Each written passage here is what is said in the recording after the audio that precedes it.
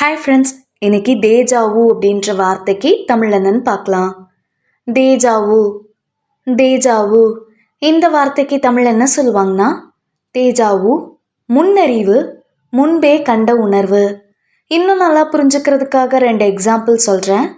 First example, when she entered the room, she experienced a strong sense of deja vu. அவள் அறைக்குள் நுழையும் போது அவளுக்கு பலமான தேஜாவு உணர்வு ஏற்பட்டது. Second example, deja vu often leaves people wondering if they have seen or experienced something before.